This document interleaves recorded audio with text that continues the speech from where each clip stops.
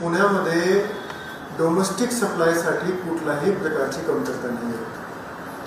आपल्याकडे डोमेस्टिक सप्लायसाठी जेवढा LPG पाहिजे तेवढा पुरेसा आपल्याकडे उपलब्ध आहे आणि पुढेही सुद्धा अडचण येणार नाही, म्हणून शासनाने कमर्शियल सप्लायवर काही टक्के बंदी आणलेली आहे। तर सर्वात आधी जिल्हाधिकारी म्हणून मी सर्व पुणेकरांना आवाहन करू इच्छितो की पॅनिकमध्ये येऊन आपण LPG सिलेंडर घेण्यासाठी रांगा लावू नका।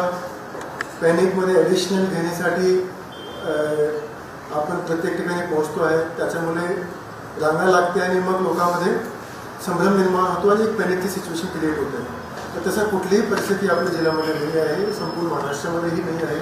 पुण्यामध्ये इनफॅक्ट प्रोडक्शन पण होत असतो आणि म्हणून कुठल्याही प्रकारच्या डोमेस्टिक सप्लायची कमतरता आज पण नाही आहे, पुढे पण येणार नाही आहे। त्यासाठी सर्व काळजी शासनस्तरावर घेतली जात आहे। याच्यामध्ये एक गोष्टी आम्ही सांगू शकतो, कंटिन्युअसली आपल्याकडे सप्लाय येत असते आणि शासनाने 4 प्रकारचे प्रायोरिटीज प्रमाणे करून दिलेले आहेत की मागचे 6 महिन्यामध्ये जेवढा आपल्याला साठा लागला होता वेगवेगळे सेक्टरसाठी, त्याच्यामध्ये domestic supply, commercial supply, priority सेक्टरचा सप्लाय, त्याच्याप्रमाणे त्याने मागचे 6 महिन्याचा अंदाज घेऊन 100%, 80% पुरवठा केला, त्या पद्धतीचे आदेश दिलेले आहेत। तर त्याच्या अनुषंगाने डोमेस्टिक सप्लायसाठी निर्देश असे आहे की 100% सप्लाय आपल्याला करायची आहे। त्याच्यामध्ये मात्र एक अट आहे की एक सिलेंडर जे आहे ते 25 दिवसासाठी, म्हणजे एक कंझ्युमरला 25 दिवसामध्ये एक मिळते, तर तो एक कंडिशन शासनाने लावलेली आहे। पण याच्याशिवाय कुठल्याही प्रकारची कमतरता असणार नाही, आपल्याकडे सफिशियंट क्वांटिटीमध्ये आहे। सप्लायसुद्धा चालू आहे आपल्याकडे, प्रोडक्शन पण त्या पद्धतीने चालू आहे। तर डोमेस्टिक सप्लायला कुठल्याही प्रकारची अडचण येणार नाही। काल चीफ सेक्रेटरी स्तराची बैठक पण झाली आणि त्याच्यामध्ये त्याने आणखीन 2 दिशानिर्देश आम्हाला दिलेले आहेत।